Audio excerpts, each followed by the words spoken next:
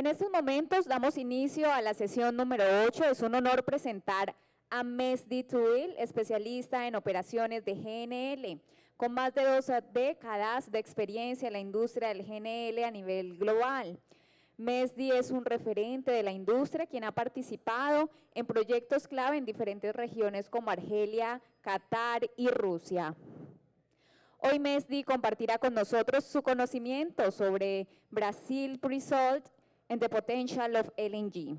Sin más preámbulos, le doy la bienvenida y la palabra a Mehdy Touil.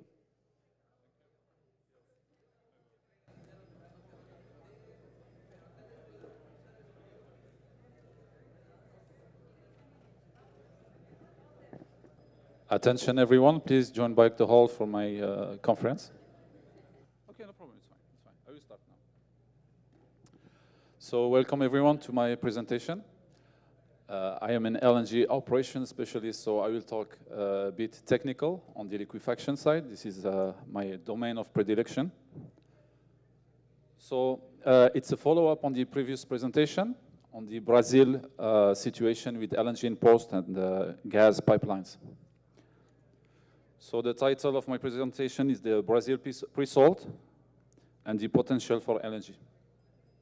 So this is the agenda of my presentation. I will give a brief introduction and explanation about the pre-salt definition. We'll go through the current status, which was explained before, but I will go briefly over it. Then we'll have a look at the alternatives in terms of floating LNG and the economics behind.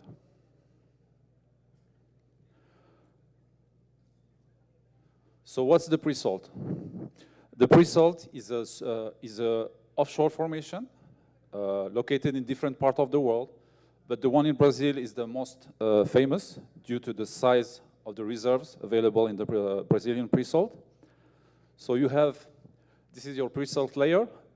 It's a 3,000 meter layer thick of formation, covered by a salt layer, which we see on the top right now, of 3,000 meter. Above that, you have a 2,000 meter thick layer of sediments and rocks. And all of this is located 2,000 meters below the surface of the Atlantic Ocean. So you can estimate how tough and difficult and expensive to extract those reserves. So right now, Brazil has a massive potential in terms of oil and gas from the pre-salt. It is estimated to be 30 to 40 billion barrel oil equivalent, which is massive compared to the other pre-salt located in other parts of the world. So right now, the current production in this year is averaging 3.5 million barrel per day from the oil. And it has been sharply increasing over the last 10 years, from 2014, when the first extraction got started effectively. It was roughly below 0.5 million. In less than 10 years, we are right now at 3.5 million, and it is expected to continue its growth. So Petrobras has the largest fleet of FPSOs in charge of extracting and operating on those pre-salt fields. And it is also expecting to grow, so they have many FPSOs on order. It is expected to reach 32 FPSOs in the next future.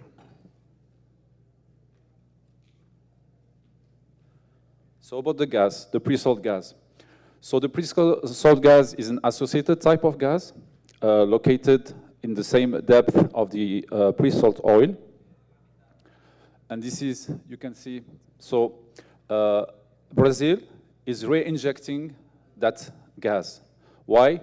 To maintain the reservoir pressure, first, to sustain the oil production, and most importantly, because of the high acid gas content. CO2 and H2S, which is in some fields above 20 to 30%, which makes that gas very expensive to process. So 50% of the total production of gas in Brazil is re-injected. So during the previous presentation, the situation with the drought was explained briefly. So I will not go through that.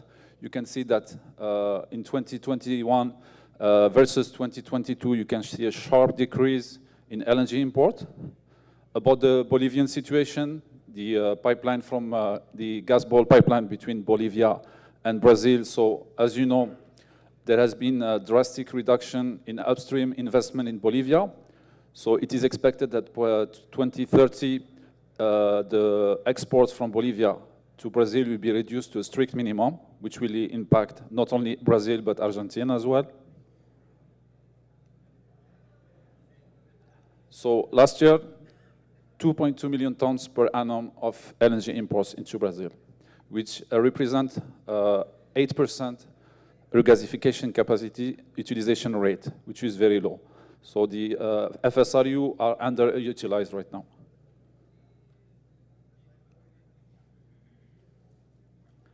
So of course, Petrobras and its partners, they are looking at opportunities, how to exploit and monetize those resources.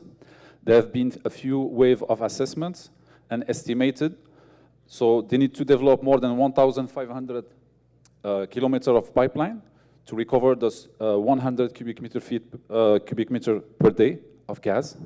So you can see the values, the dollar values are pretty high in terms of pipeline investment, the NGPPs, natural gas processing plants, and the hubs required to connect all this infrastructure and bring this gas onshore. So most recently, you heard in the news that Equinor and its partners launched the FID for the BCM-33, which is one of the latest and most developed FPSOs, with a target to bring pre-salt gas onshore. And all the processing will be done on the ship.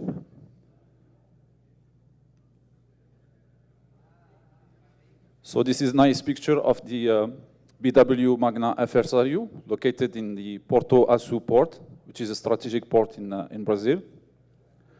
This FSRU is feeding a thermoelectric plant, the GNA phase 1, 1.3 gigawatt. So right now we have 6 FSRU vessels operating in Brazil. The 7th one is under commissioning, and it should be operational before the end of the year.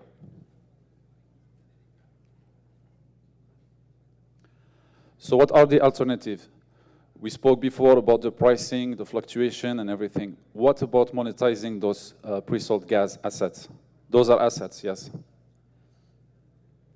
So there are some challenges and difficulties. Deploying FLNG vessels is not an easy task.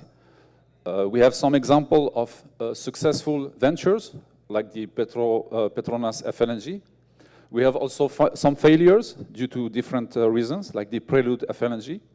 Most recently, we have the Coral FLNG vessel from Eni in Mozambique, which was quite successful, but there is a high risk associated to deploying an FLNG vessel. So especially for deep water and ultra deep water, which is the case for Brazil. So also we have to keep in mind the higher injection needs, which are required to sustain the oil production for the country.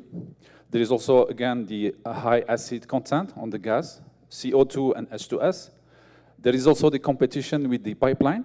So if you have a field, a pre-salt field close to onshore, it is much more economic to deploy a pipeline and do the processing onshore than deploying a FLNG vessel.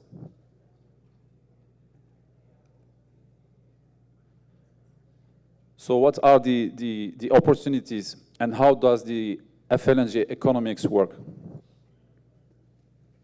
So again, the natural gas pricing. This is a big factor in deciding for or against deploying an FLNG vessel. The technology cost, which has been greatly reduced over I would say, the last 5 years due to emergence of alternative technologies. You have several options available right now with a decreasing cost. So again, the distance to shore, competition against pipeline versus deploying an FLNG vessel. The reduced development cost is related to the presence of FPSOs. So if you have an FPSO and you want to deploy an FLNG vessel, you can tie the development cost of that FLNG vessel to the deployment of the FPSO and gain cost on the initial deployment. You can also do it with a group of FPSOs. So for Brazil, it's a federal state, so you have some differentiation in regulation, also in taxes, so you have to take this into consideration.